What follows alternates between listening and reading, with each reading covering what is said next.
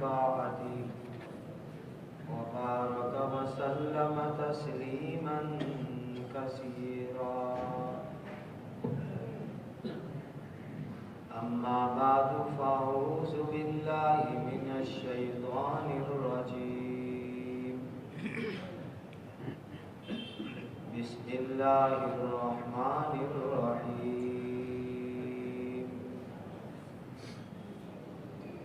فبما رحمة من الله لنت لهم ولو كنت فظا غليظ القلب لانفضوا من حولك فاعف عنهم واستغفر لهم وشاورهم في الأمر. صدق الله مولانا العظيم.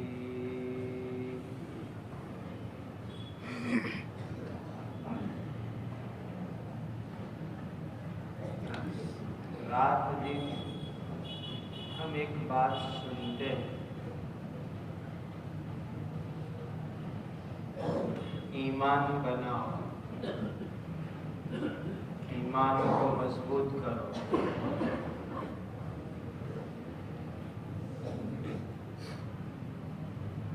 تو دو باتیں سمجھ لو، ایمان مضبوط کرنے کے، ایمان بنانے کے دو اسباب ہیں، دو ذریعے.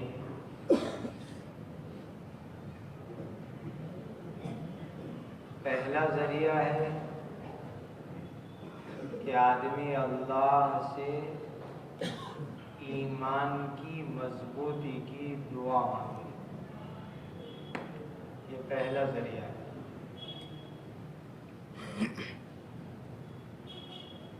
اور یہ ایسی بات میں عرض کر رہا ہوں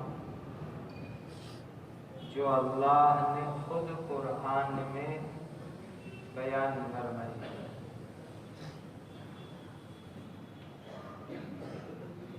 ہم سب کا ایمان ہے کہ اس دنیا کے اندر سب سے مضبوط اور پاورفل ایمان نبیوں کا ہوتا ہے.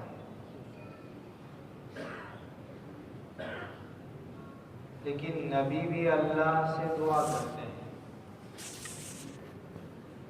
اور دعا کرتے ہیں کس چیز کی؟ کہ ایمان کے اندر مضبوطی آوے، ترقی آوے اور دوام ہو. یہ تین لفظ یاد رکھیں. ایمان میں مضبوطی آوے، ترقی ہو رہے اور ہمیشہ ایمان باقی رہے. اس کی دعا اللہ کے نبیوں نے بھی اللہ سے مانگی اور قرآن میں موجود ہے. اللہ کے آخری نبی حضرت محمد مصطفیٰ صلی اللہ علیہ وسلم کے بعد دوسرا نمبر ہے حضرت ابراہیم علیہ السلام کا. ابراہیم علیہ السلام بہت اونچے درجے کے ایمان والے تھے. آپ جانتے ہیں کہ ان کے ایمان کی مضبوطی کا حال یہ تھا کہ دشمن نے ایمان کے خاطر اللہ کے نبی کو ننگا کیا. ایسے حالات ننگا کیا. حدیث میں کہ حضرت ابراہیم علیہ السلام کو صرف اور صرف ایمان کے خاطر ننگا کیا دشمنوں. ننگا کرنے کے بعد آگ میں ڈالا ہوا. ایسے آگ میں نہیں ڈالا، ننگا کر کے ڈالا. ننگا کیا گیا، آگ میں ڈالا گیا، لیکن اس کے باوجود بھی حضرت ابراہیم علیہ السلام ایمان پر مضبوط ہے۔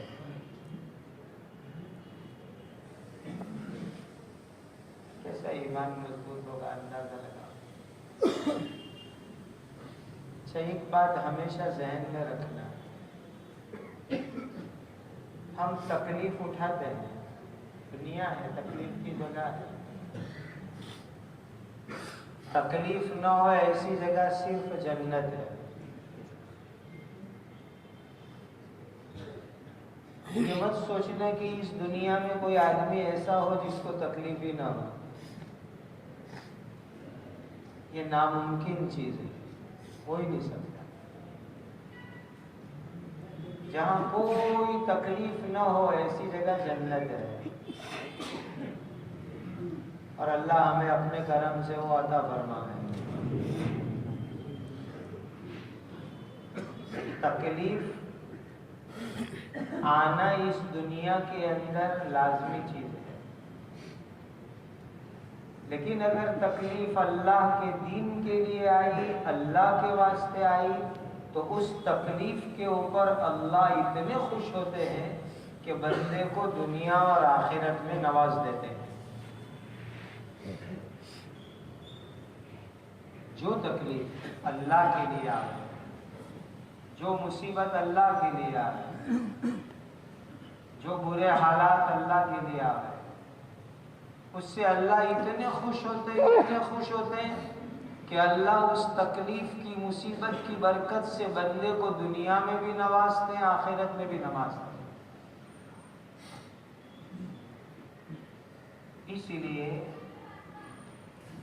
قرآن میں، حدیث میں اعمال کے بدلے بیان کیے گئے۔ فضائل اعمال میں ہم کیا سنتے ہیں؟ نماز پر یہ ملے گا، روزے پہ یہ ملے گا، زکوٰۃ پہ یہ ملے گا، حج پہ یہ ملے گا، صدقات پہ یہ ملے گا، ذکر پہ یہ ملے گا، قرآن پہ یہ ملے گا۔ لیکن اچھی طرح دماغ میں رکھنا، صبر جو مصیبت پر آتی ہے، اور روزہ، صبر اور روزہ یہ دو ایسی عبادت ہے کہ اللہ تعالیٰ نے اس کا ثواب کتنا دیں گے، اس کی کوانٹٹی، اس کی مقدار اللہ نے دنیا میں نہیں بتلائی، چھپا کے رکھی، اور فرمایا انما یوفی الصابرون اجرہم بغیر حساب۔ دین کے لیے صبر کرنے والوں کو اللہ بے حساب بدلہ دیں گے۔ اور فضائل رمضان میں حضرت نے حدیث نقل کی، اس حدیث کی ایک قرات کیا نقل کی؟ بخاری شریف کی یہ حدیث ہے، الصوم لی وانا اجزا بہ، کہ بندہ روزہ میرے لیے رکھتا ہے، کھانا چھوڑ کے صبر کرے گا، پانی چھوڑ کے صبر کرے گا، حلال بیوی کو چھوڑ کے صبر کرے گا، تو کہا اس صبر کے اوپر اللہ فرماتے ہیں اجزی بھی اجزا بھی، میں خود بدلا دوں گا، کتنا دوں گا وہ نہیں بتلایا ہے، یہ حساب بدلا اللہ دیں گے۔ اس لیے کہ بندے نے روزہ میرے لیے رکھا، بدلا میں دوں گا، بے حساب دوں گا۔ جو مصیبت، جو تکلیف، جو پریشانی، جو برے حالات اللہ کے لیے آوے، اللہ کے دین کے لیے آوے، اللہ تعالیٰ اس کے اوپر بندے کو خوب نوازتے، بہت نوازتے۔ اسی لیے ابراہیم علیہ السلام نے جو تکلیف اٹھائی کہ ننگا کیا گیا نبی کو، اللہ تعالیٰ نے اس ننگا کیے جانے کے اوپر بدلہ کیا عطا فرمایا؟ دو بدلے دیے، ایک دنیا میں بدلہ دیا، ایک آخرت میں بدلہ دیں گے۔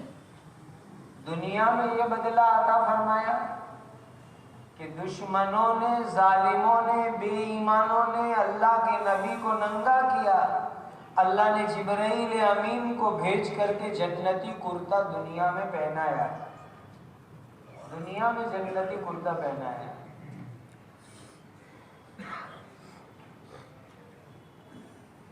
اور تفسیروں میں یہ روایت لکھی ہوئی ہے کہ وہ دنیا فانی ہے، جنت فانی نہیں۔ تو ابراہیم علیہ السلام کو جبرائیل نے لا کے جو جنت سے کرتا پہنایا، ابراہیم علیہ السلام نے وہ کرتا بعد میں اپنے بیٹے حضرت اسحاق علیہ السلام کو دیا۔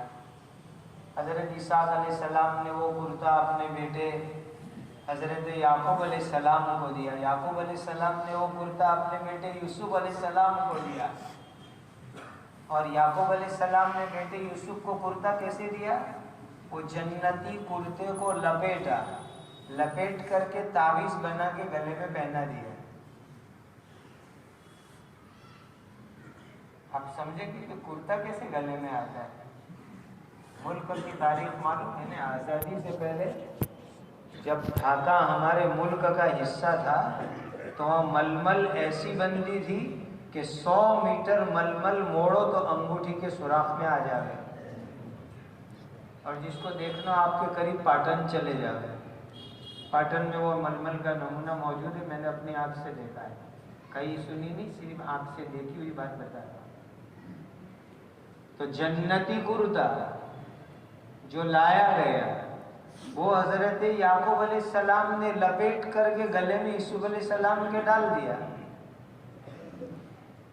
اور جب یوسف علیہ السلام کو بھائیوں نے ننگا کر کے کنویں میں ڈالا تو جبرائیل امین نے آ کر گلے سے وہ کرتا نکالا اور یوسف علیہ السلام کو کنویں میں پہنایا۔ اور اس کرتے کی برکت کیا ہوئی کہ یوسف علیہ السلام گم ہو گئے تو ابا پریشان رو رہے، اتنا روئے کہ یعقوب علیہ السلام کی آنکھ چلی گئی، اتنا روئے۔ لمبے زمانے کے بعد کانٹیکٹ ہوا تو بھائیوں کے ذریعے یوسف علیہ السلام نے مصر سے کرتا بھیجا، مصر سے۔ یوسف علیہ السلام مصر میں، ابا یعقوب علیہ السلام فلسطین میں کنعان میں ہے۔ یوسف علیہ السلام کے پاس سے وہ جنتی کرتا لے کر کے بھائی لوگ روانہ ہوئے مصر سے۔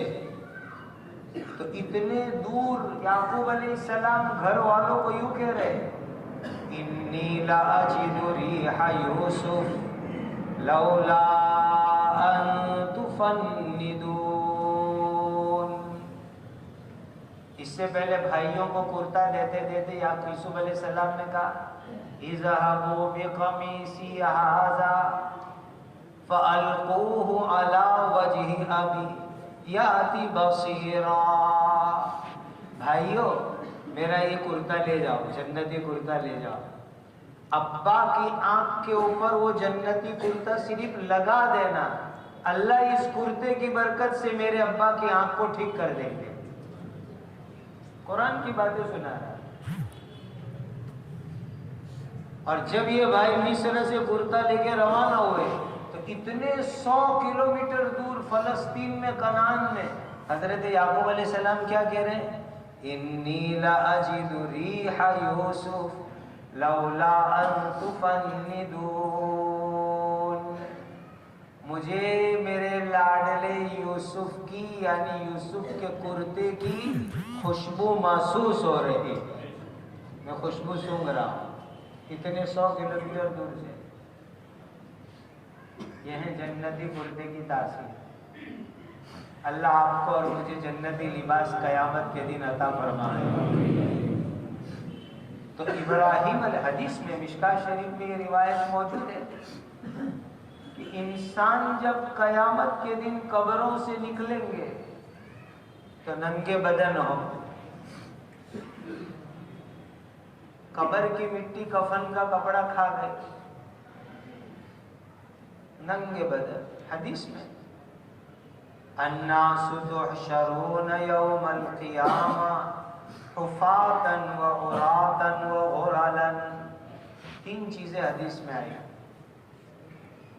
قیامت کے دن جب لوگ قبر سے نکلیں گے پیر میں چپل نہیں ہوگی، بدن پر کپڑے نہیں ہوں گے، ختنہ کی چمڑی دوبارہ بدن پر آ چکی ہوگی. اس حال میں نکلیں گے سارے لوگ ننگے بدن میدان قیامت میں ہوں گے.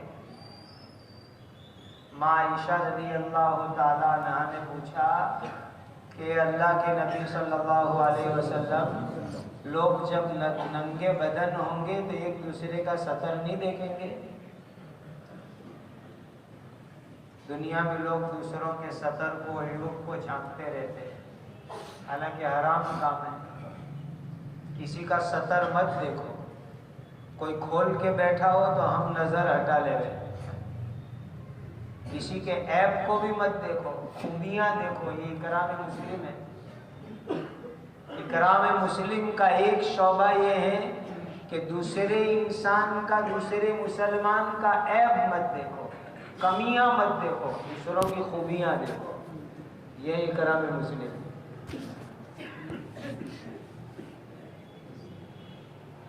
تو لوگ ننگے بدن ہوں گے، ایک دوسرے کے سطر نہیں دیکھیں گے. تو حضرت نبی کریم صلی اللہ علیہ وسلم نے فرمایا کہ عائشہ، قیامت کے دن معاملہ اتنا سنگین ہوگا کہ کسی کو پڑوس والے کی کسی کی طرف دیکھنے کی فکر نہیں ہوگی. کون میرے دائیں بائیں آگے پیچھے کھڑا ہے. اتنا سنگین معاملہ ہوگا قیامت کے دن کا، اتنا سخت معاملہ ہوگا. سب ننگے بدن پورے میدان قیامت. حدیث پاک میں آتا ہے کہ جب جنت سے جنتی کپڑے لائے جائیں گے تو اول من یکسا یوم القیامت ابراہیم، قیامت کے دن سب سے پہلے جنتی کپڑے اللہ حضرت ابراہیم علیہ السلام کو پہنائیں گے. اور وجہ یہ کہ ان کو اللہ کے دین کے خاطر، ایمان کے خاطر، توحید کے خاطر دنیا میں دشمنوں نے ننگا کیا، تو اللہ تعالیٰ قیامت کے دن سب سے پہلے جنتی کپڑے حضرت ابراہیم علیہ السلام کو پہنائیں گے. بات سمجھ لو اچھی طرح. جو تکلیف اللہ کے دین کے خاطر آدمی اٹھاتا ہے، اللہ دنیا میں بھی بدلہ دیں گے، آخرت میں بھی بدلہ دیں گے. ابراہیم علیہ السلام کو دنیا میں جنتی لباس دیا، قیامت کے دن سب سے پہلے جنتی لباس اللہ ابراہیم علیہ السلام کو پہنائیں گے. دین کے خاطر ننگا ہونے کے اوپر ننگا کیے گئے، ہوئے نہیں. میرے دینی بھائیوں، ہم جب دین سیکھنے کے لیے چلیں گے مصیبت تکلیف آنا ہی آنا ہے. اللہ سے عافیت مانگنے کے، لیکن کچھ نہ کچھ تکلیف، کچھ نہ کچھ مصیبت، کچھ نہ کچھ الجھن تو آنی آنی ہے. لیکن بندہ یہ تکلیف اٹھائے گا تو اس پر اللہ دنیا میں بھی نوازیں گے، انشاءاللہ آخرت میں بھی نوازیں گے. یہ مثال میں آپ کو قرآن حدیث سے سنا رہا ہوں. پھر دشمنوں نے آگ میں ڈالا، ننگا کر کے آگ میں ڈالا. ابھی جہاں زلزلہ ہے اس علاقے میں وہ جگہ ہے کہ جہاں ابراہیم علیہ السلام کے لیے نمرود نے آگ بنائی، وہ علاقے میں. تو جب آپ کو آگ میں ڈالا گیا تو روایتوں کے اندر ہے کہ دشمنوں نے ہاتھ بھی باندھ دیے، پیر بھی باندھ دیے اللہ کے نبی کے، اور آگ جلا، اور آگ جلا کر کے نبی کو دور سے آگ میں ڈالا گیا. ابراہیم علیہ السلام کا کیا قصور تھا؟ انہوں نے کسی کا کچھ نہیں بگاڑا. ایک ہی چیز، ان صلاتی و نسکی و محیای و مماتی للہ رب العالمین لا شریک لہ.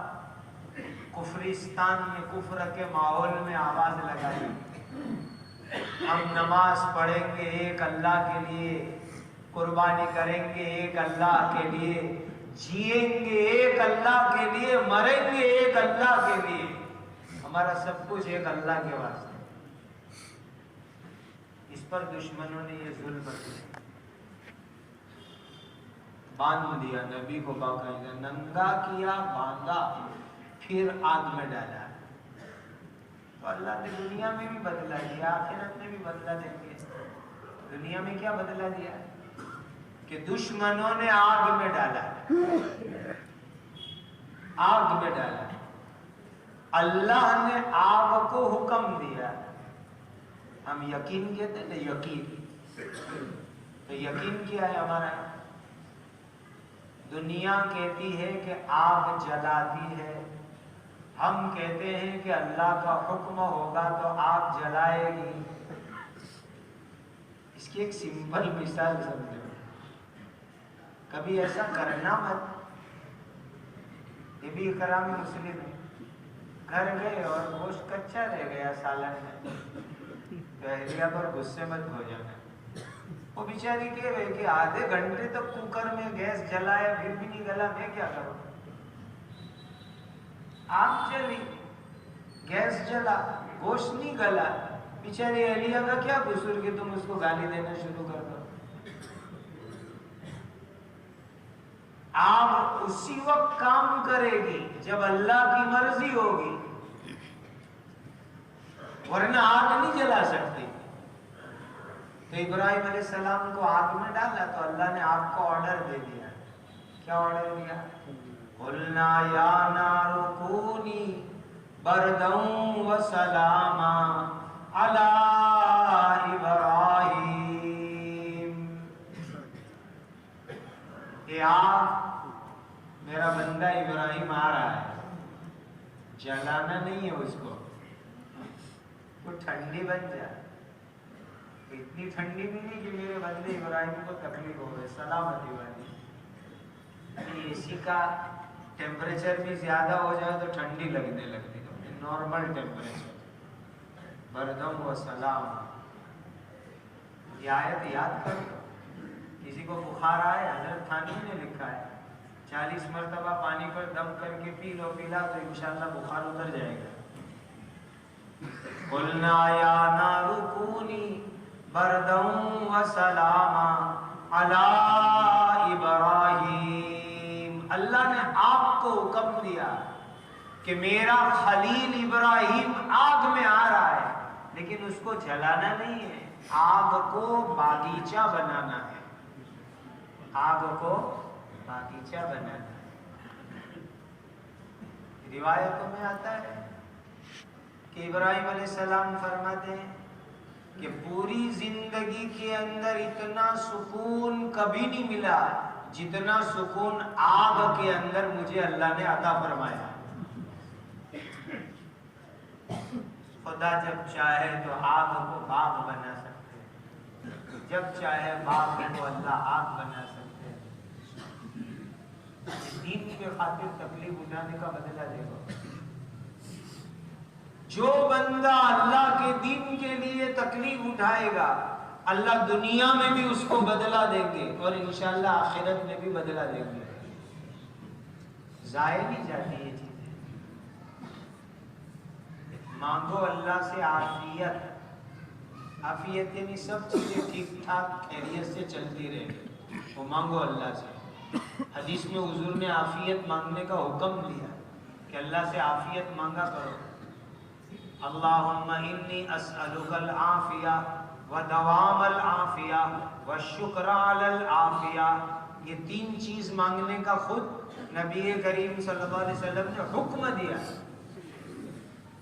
اے اللہ، میں آپ سے عافیت کا سوال کرتا ہوں، ہمیشہ عافیت مانگتا ہوں، اور عافیت پر شکر کا بھی سوال کرتا ہوں۔ انسان کیسا ہے؟ عافیت رہے تو ناشکرہ بن جاتا ہے، اور مصیبت آوے تو خدا یاد آتا ہے۔ اسی لیے حضور نے بہت جامع دعا مانگی اور مانگنے کا حکم دیا۔ اے اللہ میں آپ سے عافیت مانگتا ہوں، ہمیشہ عافیت مانگتا ہوں اور عافیت والی نعمت پر شکر مانگتا ہوں۔ مانگو عافیت، لیکن آفت اگر دین کے خاطر آ جائے تو صبر کرو، اللہ اس صبر کے اوپر دنیا آخرت میں بہترین بدلہ ادا کریں گے، دنیا میں دیں گے، آخرت میں بھی دیں گے۔ حضرت شیخ زکریا صاحب رحمۃ اللہ علیہ کی ایک بات یاد آ گئی، فضائل اعمال جنہوں نے لکھی، ہمارے دادا پیر ہوتے تھے، حضرت کی ایک بات آپ کو زندگی میں بہت کام آئے گی، بہت اچھی طرح دماغ میں اس کو سیٹ کر دو۔ ہمارے بعض ساتھی بعض کام کرنے سے ڈرتے، کیوں کہ یہ کام کروں گا آفت آئے گی، مصیبت آئے گی، تکلیف آئے گی، حالانکہ وہ خالص دین کے فائدے کا کام ہوتا ہے، لیکن ڈرتے ہیں کہ کروں گا تو یہ نہیں ہو جائے، وہ نہیں ہو جائے، وہ نہیں ہو جائے۔ تو کسی نے حضرت شیخ مولانا محمد زکریا صاحب رحمۃ اللہ علیہ سے عرض کیا کہ حضرت یہ خطرے ہیں، اس لیے ہمت نہیں ہوتی۔ حضرت نے کیا فرمایا؟ اللہ کے یہاں مقدر میں جو مصیبت اور تکلیف کا آنا لکھا ہوا ہے وہ تو آ کے رہے گی، تقدیر میں جو مصیبت اور تکلیف کا آنا لکھا ہوا ہے وہ آ کے رہے گا، لیکن اگر وہ مقدر کی تکلیف مصیبت اللہ کے دین کے خاطر آئی تو اس پر اللہ ثواب عطا کریں گے، اور دنیا کے خاطر آئی تو ثواب نہیں ملے گا، معلوم ہو جاؤ۔ مقدر کی تکلیف تو آنی آنی ہے، اس سے تو تقدیر سے تو کوئی بھاگ ہی نہیں سکتا ہے، لیکن اگر یہ تکلیف مصیبت پریشانی اللہ کے دین کی نسبت پر آئی تو اللہ تعالیٰ اس کے اوپر اجر اور ثواب عطا کریں گے۔ اس لیے حضرت ابراہیم علیہ السلام اتنے زبردست اللہ کے نبی، قرآن میں کتنی جگہ ان کا تذکرہ ہے، ان کے نام پہ سورت ہے، حج کرتے ہیں، قربانی کرتے ہیں، زمزم پیتے ہیں، سب ابراہیم علیہ السلام کی یادگار ہے، لیکن ابراہیم علیہ السلام اللہ سے ایک دعا مانگتے ہیں، یہ ابراہیمی دعا یاد کر لو، اور آج کے حالات میں ہر مسلمان اللہ سے یہ دعا مانگے۔ میں نے شروع میں عرض کیا کہ ایمان مضبوط کیسے ہوگا، کیسے پاورفل ہوگا، کیسے ایمان میں ترقی ہوگی، کیسے ایمان ہمیشہ رہے گا؟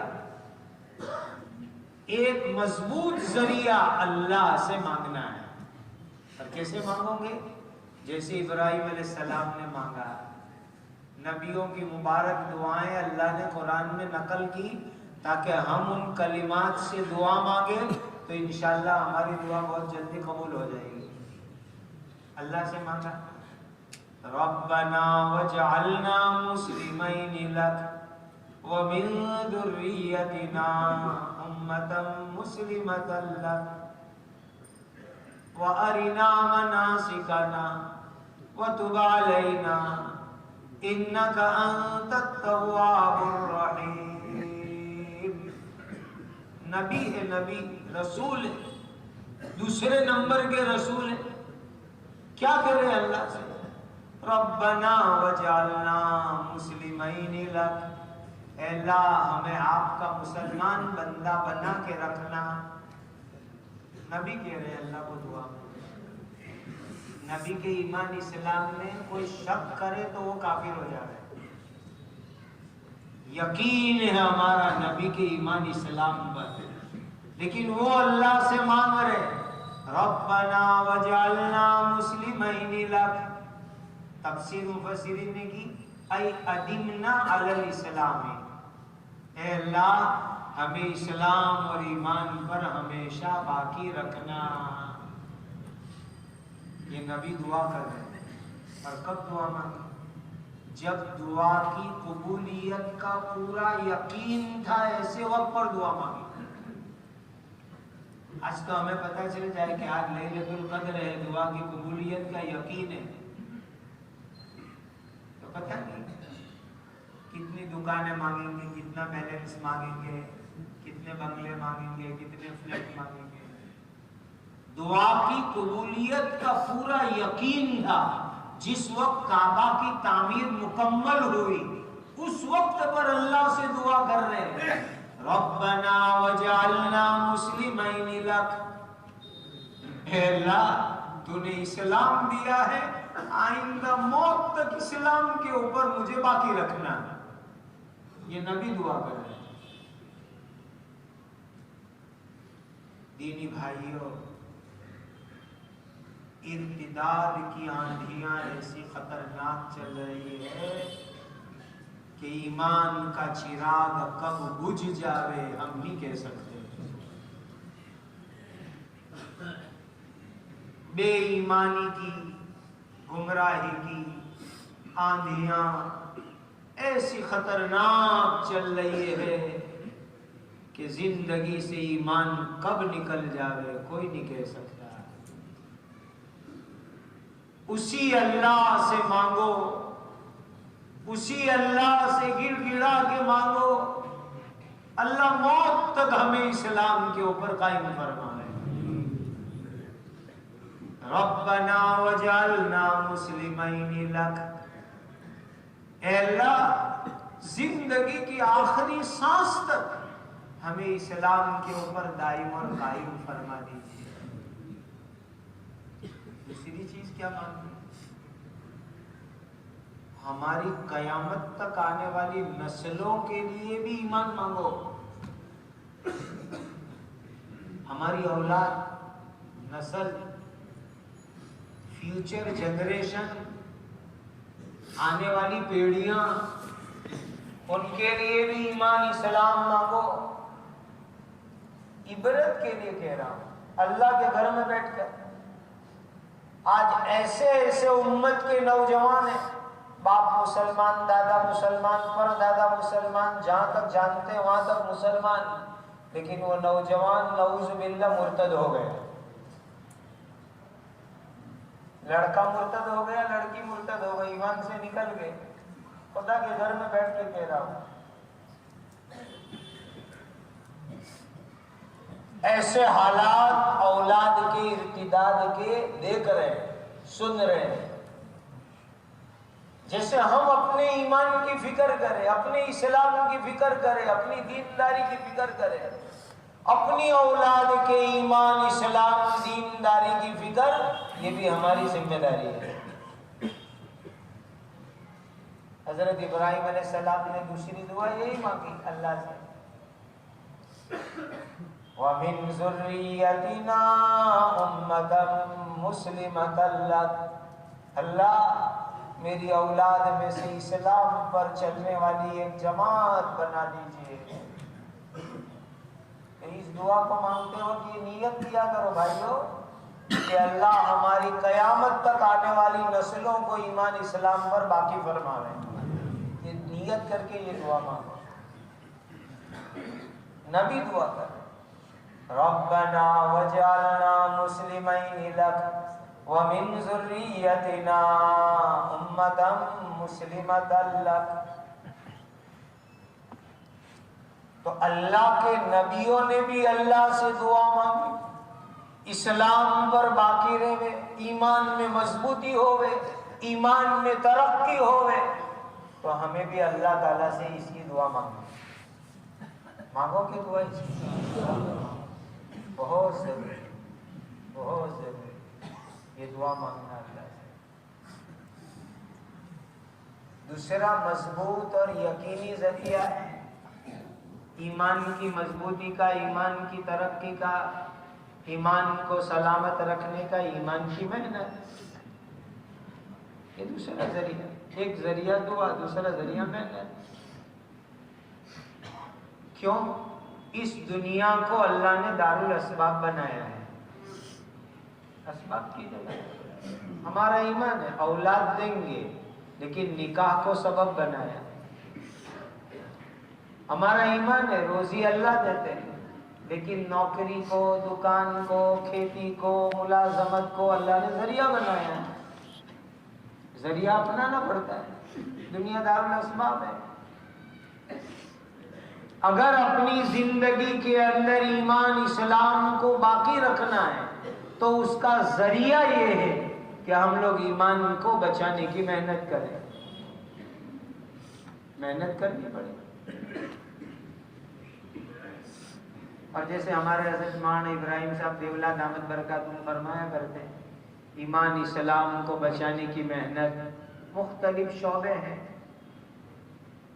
کوئی مدرسوں کی لائن سے محنت کر کے ایمان بچا رہا ہے، کوئی مکاتب کی لائن سے محنت کر کے ایمان بچا رہا ہے، تو یہ بھی ایک دعوت و تبلیغ کی مبارک آسان محنت، یہ بھی ایمان اسلام کو بچانے کا بہترین ذریعہ ہے، آسان ذریعہ، اس کے ذریعے بھی ایمان بچے گا، اسلام بچے گا۔ یہ دو چیزیں ذہن میں رکھیں، ایک چیز اللہ سے مانگنا، دعا کرنا جیسا کہ نبیوں نے مانگا، اور دوسری چیز ایمان اسلام بچانے کی محنت کرنا۔ یہ دو چیزیں جمع ہوگی، اللہ نتیجہ عطا فرمائیں گے اور ہمارا اور ہماری نسلوں کا ایمان اللہ بچا لیں گے۔ آگے کی بات سمجھو، اس امت کا ہر فرد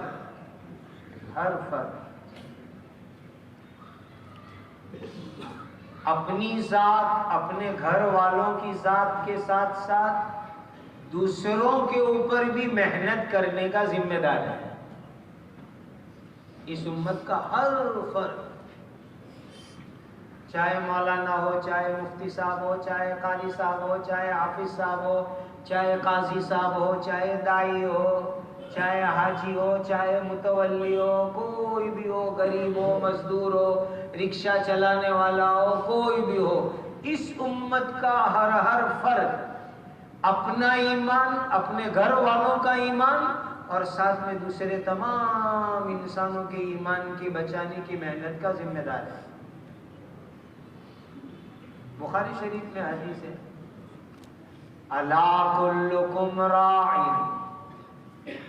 الا کلکم راع، الا دھیان سے سنو، اللہ کا میننگ یہ ہوتا ہے دھیان سے سنو۔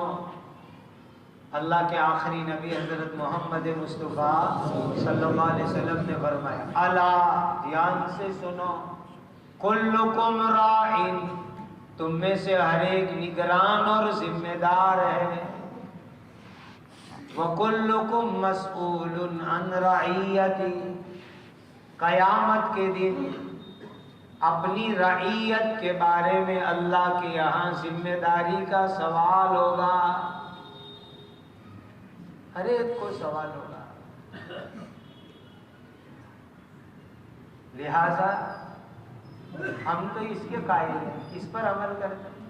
کنتم خیر امت اخرجت للناس، لوگوں کے فائدے کے لیے ہم آئے ہیں، للناس کا لام منفعت کے لیے، لوگوں کو فائدہ پہنچانے ہم آئے ہیں دنیا میں۔ سب سے بڑا فائدہ یہ ہے کہ لوگوں کا ایمان بچ جائے اور لوگ ایمان کے ساتھ جاوے، یہ ذمہ داری کے ساتھ ہم دنیا میں آئے ہیں، لوگوں کا ایمان بچ جائے، دین بچ جائے، دین سلامت رہ جائے۔ آپ نے فضیلت سنی ہوگی بیمار کی دوا کرنے کی، بہت فضیلت ہے، سنت ہے۔ بیمار کی عیادت کرنے کے لیے جاؤ، حدیث میں آتا ہے کہ صبح میں بیمار کی خبر پوچھنے جاؤ گے تو شام تک 70 یعنی 70,000 فرشتے رحمت کی دعا کریں گے، اور شام کو بیمار کی خبر لینے جاؤ تو پوری رات 70,000 فرشتے تمہارے لیے رحمت کی دعا کریں گے۔ بہت فضیلت ہے بیمار کی خبر لینے کے لیے جانا، بہت فضیلت ہے۔ بھوکے کو کھلانا، حدیث میں آتا ہے اللہ فرماتے ہیں کہ تم بھوکے کو کھلاؤ گے تو اتنا ثواب ملے گا جتنا مجھے کھلایا، اللہ فرماتے ہیں۔ اللہ کو کھلانے، حالانکہ اللہ کو کھانے کی کوئی ضرورت نہیں، اتنی فضیلت، پیاسے کو پانی پلا، اللہ کو پانی پلانے کے برابر ثواب ملے گا۔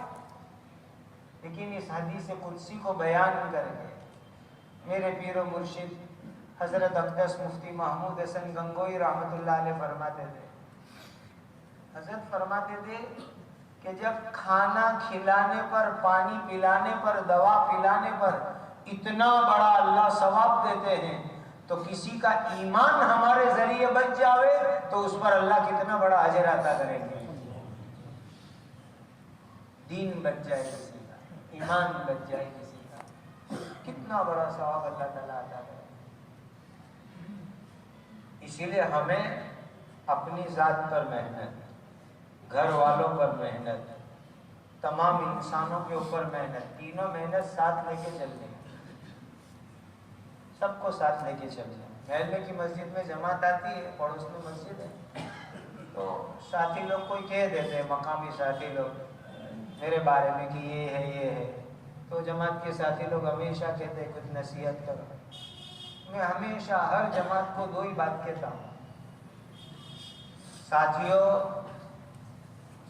ایک تو ذکر کی پابندی کرو، تسبیحات کی پابندی،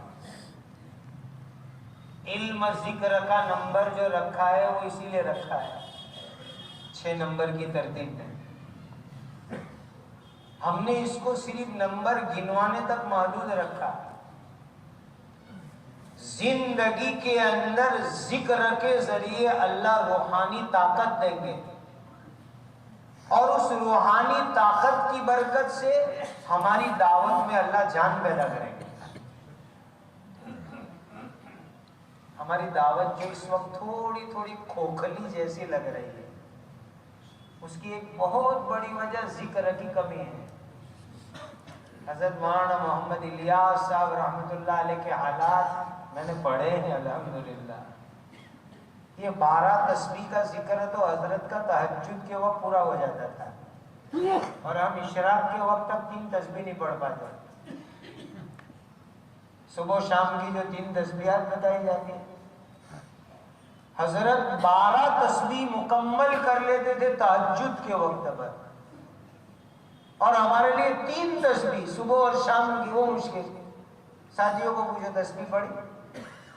میں ابھی کسی سے ہاتھ نہیں اٹھواؤں گا، لیکن مسجد میں بیٹھے ہو محاسبہ کر لو، آج جمعرات کو عصر کے بعد کی تسبیح کتنوں نے پڑھی، کتنوں کی باقی ہے، محاسبہ خود کا کرو۔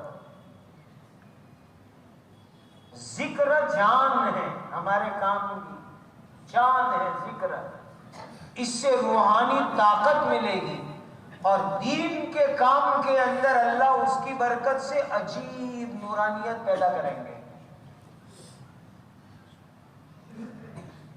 پھر میں ساتھیوں کو ایک بات سنایا کرتا ہوں، روانگی کے آداب بیان ہوتے ہیں، تو میں نے کہا کہ اللہ تعالیٰ نے قرآن میں ایک جگہ خود روانگی کے آداب بیان فرمائے، خود اللہ نے روانگی کے آداب بیان فرمائے،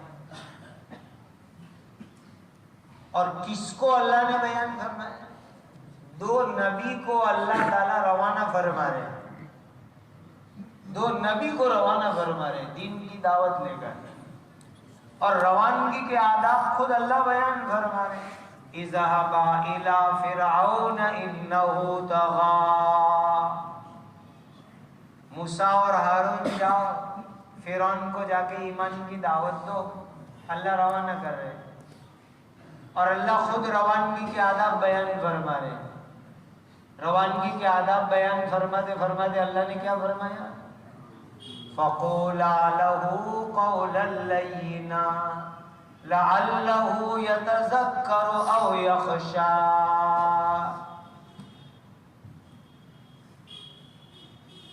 کیا فرمایا؟ نرم نرم باتیں کرنا، گرم گرم باتیں مت کرنا۔ موسیٰ اور ہارون کو کیا فرمایا روانگی کے آداب میں؟ نرم نرم باتیں کرنا، گرم گرم باتیں مت کرنا۔ یہ خود اللہ نے 2 نبیوں کو بیان فرمایا۔ اچھا ایک چھوٹا سا قصہ سناؤ بیچ میں۔ حضرت مولانا محمد عمر صاحب رحمۃ اللہ علیہ کا نام تو سنا ہے نا، لسان الدعوتی و تبلیغ. ہمارے یہاں سورت کے ایک ذمہ دار نے ایک خواب دیکھا تھا. آپ نے بڑا مبارک خواب دیکھا تھا کہ حضرت نبی کریم صلی اللہ علیہ وسلم کو دیکھا، حضرت ابوبکر صدیق، حضرت عمر فاروق رضی اللہ عنہما کو دیکھا. بڑا مبارک خواب. قرآن ساتھی خواب میں یہ دیکھا کہ صدیق اکبر رضی اللہ تعالیٰ عنہ ہنستے ہنستے چھری تیز کر رہے ہیں. تو انہوں نے بدھ کے مشورے میں سنایا کہ یہ میرا خواب. اب تو سب قبرستان چلے گئے، اس میں سے اکثر لوگ کوئی رہا بھی نہیں، سب چلے گئے باری باری. اللہ سب کی قبروں کو منور کرے. تو مشورے سے طے ہوا کہ حضرت مولانا محمد عمر صاحب کو یہ خواب لکھ کے بھیجے، تعبیر کے لیے بھیجا. میں نے خود پڑھا تھا وہ خواب تعبیر. تو حضرت نے مبارکبادی دی کہ اللہ کے آپ کا دین کا کام بہت مقبول ہے، اسی لیے تم نے نبی کریم صلی اللہ علیہ وسلم کو خواب میں دیکھا، حضرت ابوبکر صدیق کو، حضرت عمر کو خواب میں دیکھا، بہت مقبول ہے تمہارا کام. تعبیر آ کر انہوں نے مشورے میں رکھی. ہمارے یوسف بھائی باڈولی والے ہیں، انہوں نے کہا کہ ابھی خواب کی تعبیر میں کوئی گوشہ باقی ہے، کسی اور سے بھی خواب کی تعبیر پوچھنی چاہیے. تو حضرت مولانا عمر صاحب کا جواب اور وہ خواب پورا ہمارے حضرت شیخ مفتی احمد صاحب خانپوری دامت برکاتہم کو بھیجا. تو حضرت نے نیچے ایک جملہ بڑھا دیا کہ ابو بکر صدیق رضی اللہ تعالیٰ عنہ جو ہنستے ہنستے چھری تیز کر رہے ہیں، اس میں اشارہ اس بات کی طرف ہے کہ ساتھیوں کے اوپر شفقت اور نرمی بڑھانے کی ضرورت ہے. ساتھیوں کے اوپر شفقت اور نرمی کا معاملہ تیز کرنے کی یعنی بڑھانے کی ضرورت ہے. باقی اوپر والی تعبیر بالکل صحیح ہے کہ تمہاری محنت مقبول ہے. جب یہ تعبیر کا جملہ بڑھا کے حضرت نے مرکز پر بھیجا تو ساتھیوں نے سب نے یہ کہا کہ یہ جب بھی جماعت لے کے آتے ہیں ساتھی لوگ واپسی میں ان کی شکایت کرتے ہیں کہ ساتھیوں پر بہت سختی کرتے ہیں، اس لیے بالکل صحیح تعبیر آئی ہے. دیکھ لی بات کو، اس کو دل پر لو. کیا دل پر لوگے؟ آج ہم اپنی بیوی بچے اپنے رشتہ داروں پر محنت کرنے کا طریقہ ہمارا غلط ہے. وہ نماز نہیں پڑھیں گے، ڈانٹیں گے، گالیاں دیں گے، برا بھلا کہیں گے. شفقت اور محبت سے سمجھاؤ، اللہ ان کے دلوں کے اندر انشاءاللہ بات ڈالیں گے. یہ خود اللہ نے فرمایا. قولا لہ قولا لینا. اللہ روانگی کے آداب بیان فرمائے. اذهبا الى فرعون انه طغى فقولا له قولا لینا. اے موسیٰ اور ہارون، نرم نرم بات کرنا، جا کر گرم گرم بات مت کرنا. اس آیت کی تفسیر میں حضرت مفتی محمد شفیع صاحب نے بہت اچھا جملہ لکھا ہے. فرماتے ہیں اس دنیا کا داعی کوئی کتنا ہی بڑا ہو جائے حضرت موسیٰ اور ہارون کے درجے میں نہیں ہو سکتا. اور جس کے پاس دعوت لے کے جاتے ہیں وہ کتنا ہی بدماش کیوں نہ ہو لیکن فرعون کے درجے کا نہیں ہو سکتا. کہ موسیٰ اور ہارون جیسے داعی کو اللہ نے فرعون جیسے بدماش کے پاس جاتے وقت فرمایا نرمی سے بات کرنا، تمہاری بات اس کے دل میں اتر جائے گی. تو پھر ہمیں تو اپنے ساتھیوں کے سامنے اور ساتھیوں کے ساتھ، گھر والوں کے ساتھ، دوسرے اللہ کے بندوں کے ساتھ کتنی نرمی کا سلوک کرنے کی ضرورت ہے اندازہ لگاؤ. جو زمین نرم ہوتی ہے اسی میں پانی جذب ہوتا ہے، سخت پتھریلی زمین پر پانی آگے نکل جاتا ہے. اور آگے کی بات سن لو، فضائل صدقات میں، حکایات صحابہ میں، حیات الصحابہ میں صحابہ کے واقعات ہم سنتے ہیں. اللہ کے نبی صلی اللہ علیہ وسلم کے عاشق زار تھے صحابہ، عاشق زار تھے صحابہ. حضور کا وضو کا پانی نیچے نہیں گرنے دیتے تھے، یوں نیچے ہاتھ رکھتے تھے صحابہ، وضو کا پانی اپنے ہاتھ منہ پر لگاتے تھے، ایسے عاشق زار تھے۔ جہاں حضور کا پسینہ بہے وہاں صحابہ خون بہاتے تھے، ایسے عاشق زار۔ لیکن اللہ نے کیا فرمایا؟ فَبِمَا رَحْمَةٍ مِّنَ اللَّهِ لِنْتَ لَهُمْ۔ نبی جی ان صحابہ کے ساتھ ذرا نرم ہو جاؤ، نرم ہو جاؤ۔ ایسے عاشق صحابہ کے بارے میں اللہ فرمائے فَبِمَا رَحْمَةٍ مِّنَ اللَّهِ لِنْتَ لَهُمْ وَلَوْ كُنْتَ فَظًّا غَلِيظَ الْقَلْبِ لَانفَضُّوا مِنْ حَوْلِكَ۔ اگر آپ کے اخلاق سخت اور برے ہوں گے یہ صحابہ آپ سے دور بھاگ جائیں گے۔ نرمی اختیار کرو۔ تو خیر میں یہ آپ کو عرض کر رہا تھا کہ میں ساتھیوں کو ہمیشہ کہتا ہوں میں تسبیحات کی پابندی کروں، اسی لیے کہ اسی واقعے میں اللہ تعالیٰ نے کیا فرمایا حضرت موسیٰ اور ہارون کو؟ وَلَا تَنِيَا فِي ذِكْرِي۔ اے موسیٰ اور ہارون تم دین کی دعوت لے کے جا رہے ہیں تو ذکر میں کوتاہی مت کرنا، یہ قرآن میں موجود ہے، اللہ خود بیان فرمائے وَلَا تَنِيَا فِي ذِكْرِي، میرے ذکر میں کوتاہی مت کرنا۔ میرے دینی بھائیوں، یہ صبح و شام کی تسبیحات، تلاوت کی پابندی، اشراق، چاش، تہجد، یہ جام ہے، جان ہے ہماری محنت کے لیے۔ جب یہ اعمال کی ہم پابندی کریں گے اللہ ایک روحانی طاقت دیں گے اور اس سے ہمارے کام کے اندر اللہ نورانیت پیدا فرمائیں گے۔ اور دوسرا ہے دعا، اللہ سے دعا کی عادت بناؤ، مانگنے کی عادت بناؤ۔ جتنا محنت کرتے ہیں اس سے زیادہ دعا کرو، محنت کے اوپر دعا کو ملاؤ تو نتیجہ نکلے گا۔ بہت ضروری ہے، روزانہ 15 منٹ ایسے طے کر لو، 10 منٹ ایسے طے کر لو کہ میں ہوں میرے اللہ ہے، میں ہوں میرے اللہ ہے، مانگو مالک کے سامنے۔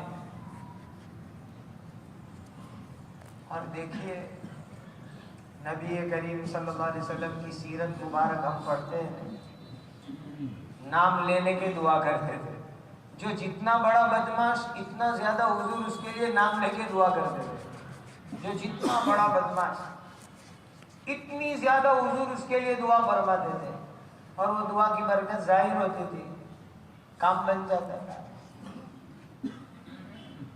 تو اللہ سبحانہ و تعالیٰ نے بہت بڑا کرم فرمایا کہ اس اللہ نے مجھے اور آپ کو ایمان عطا فرمایا۔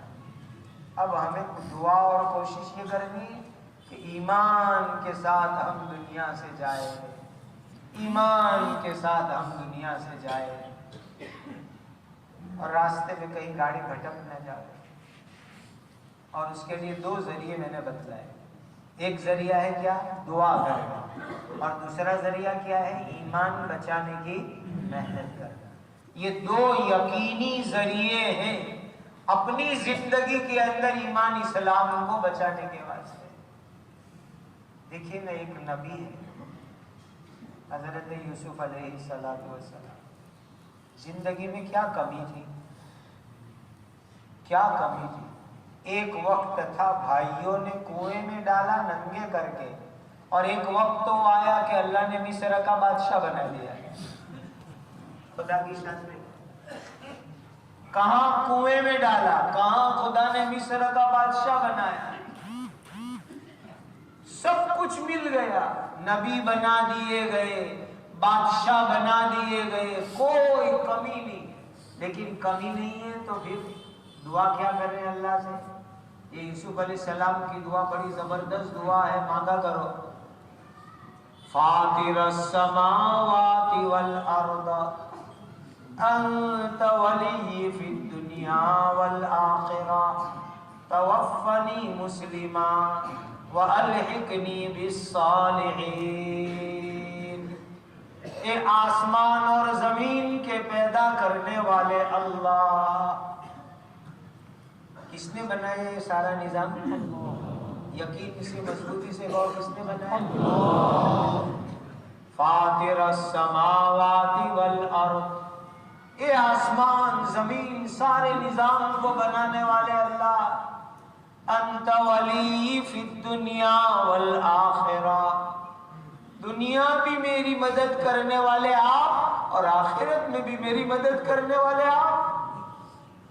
کون مدد کرتا ہے دنیا میں؟ آخرت میں کون مدد کرے گا؟ ہر جگہ اللہ مدد کرنے والے۔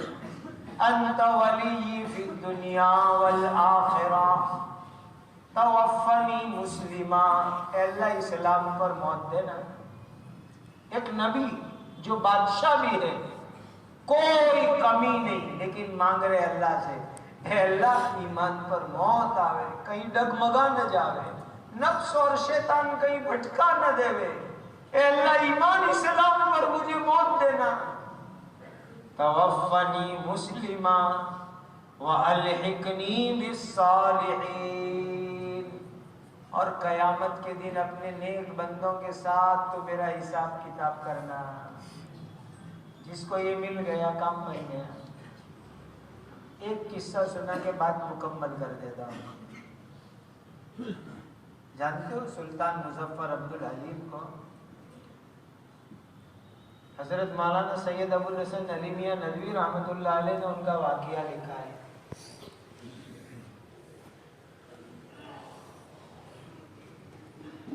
بڑے اللہ کے ولی تھے، بیمار ہو گئے جمعہ کے دن، یہی آپ کے شہر میں آرام فرما ہے، جمعہ کے دن بیمار ہو گئے۔ اتنی بیماری اچانک آ گئی کہ جمعہ کے لیے جا نہیں سکے۔ اپنے محل میں ظہر کی نماز ادا کی، سب کو کہا جاؤ مسجد میں جمعہ پڑھو۔ سب لوگ جلدی جلدی گئے، بادشاہ سلامت بیمار ہے، جلدی سے جمعہ پڑھ کے آ گئے۔ جمعہ پڑھ کے آ گئے تو لوگوں کو کہنے لگے کہ الحمدللہ میں قرآن کا حافظ ہوں قرات سبا کے ساتھ، ساتوں قرات میں حافظ ہوں، حدیث کا حافظ ہوں راویوں کے حالات کے ساتھ۔ پھر فرمایا میں نے صلیت الظہر بین یدیکم سأصلی العصر انشاءاللہ فی الجنہ، آج ظہر کی نماز احمد آباد میں نے تمہارے بیچ میں پڑھی ہے، آج عصر کی نماز خدا کی جنت میں جا کے پڑھوں گا۔ اور پھر آگے فرمایا ایک تفسیر کا نام ہے تفسیر معالم التنزیل، امام بغوی رحمۃ اللہ علیہ کا، میں نے اس تفسیر کو پڑھنا شروع کر لیا ہے، آدھی میں نے پڑھ لی ہے، سأختم انشاءاللہ فی الجنہ، کہ باقی آدھی تفسیر جنت میں بیٹھ کے پوری کروں گا۔ اور اتنی بات کہنے کے بعد قرآن کی آیت پڑھنا شروع کیا، رب قد آتیتنی من الملک وعلمتنی من تأویل الاحادیث، اے اللہ تو نے مجھے بادشاہ بھی بنایا۔ یہ سلطان محمود بیگڑا کے بیٹے ہیں، امام الاولیاء تھے اپنے زمانے کے۔